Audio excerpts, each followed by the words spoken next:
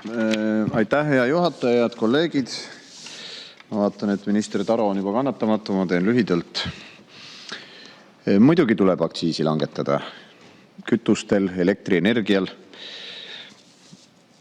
Aga siin see kiitus, kui seda kiituseks saab nimetada, ka lõpeb, sest tegelikult praegu ei tehta mitte aktsiisilangetust, vaid lükatakse edasi aasta võrra see aktsiisitõus, mille valitsus planeeris 1. maiks. Juba siis, kui neid aktsiisitõuse planeeriti, sai opositsioonist päris tugevasti hoiatatud ja soovitatud, et seda ei tohiks teha. Loomulikult tehti. See teerull on siin mõned aastad sõitnud, aga ta on sõitnud üsna äpardunult. Ja ma ütleks, et see eelnõu on järjekordne näide juba üle 3 aasta, mis 3 aasta, üle 5 aasta kestnud halvast valitsemisest. Mäletate kõigepealt seda, kuidas Reformierakond sellise suure koosseisuga siia Riigikokku sai. Lubadus oli, et maksud ei tõuse. Saadi siia ja hakati kiirkorras makse tõstma. Mäletate automaksu näiteks? Muidugi mäletate, siiamaani maksate.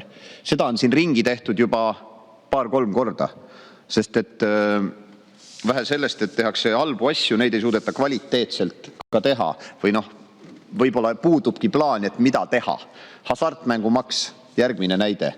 Kiirustades tuldi jälle siin edendama midagi. Lõpuks ei saanud keegi aru, mida edendada sooviti, aga kindel on see, et mitu kuud jäi maks laekumata. Võtame julgeolekumaksu, see on nüüd väga sarnane nende aktsiisidega. Kehtestati kiiruga, räägiti sellest, kuidas kõik peavad maksma, sest julgeolek. Ja siis läks mõni aeg mööda, tuldi siia saali ja öeldi, et ei olegi vaja maksta. Ja minu arust see iseloomustab seda Reformierakonna sellist võimetust olukorda, tegelikku elu ja maailma mõista.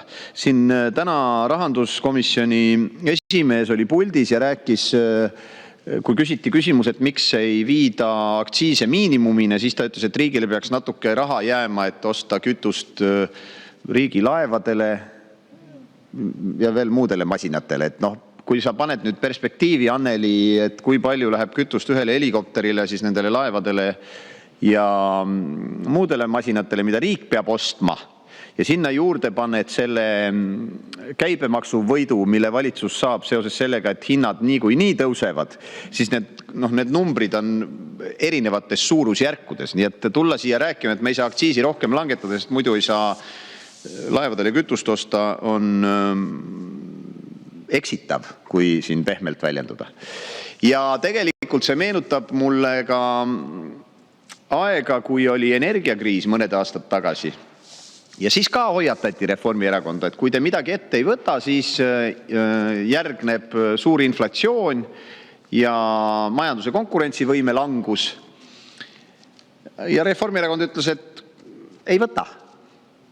Ja jõudis kätte aeg, kus Eesti tõusis võimsalt Euroopa inflatsiooni edetabeli tippu ja meie majanduse konkurentsivõime ei ole sealt saadik paranenud. Nii et piinarikas on see teie juhtimisel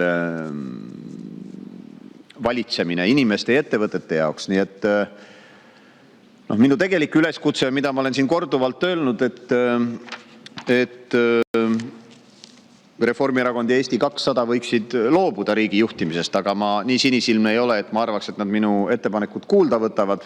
Õnneks valimised on vähem kui aasta pärast, nii et mina usun küll, et sel korral on Eesti inimeste mälestustesse piisavalt halbu otsuseid ja näiteid antud, et valimistel saab see karistatud ja Reformierakond jääb kaugele sellest, et valitsust moodustada. Aitäh!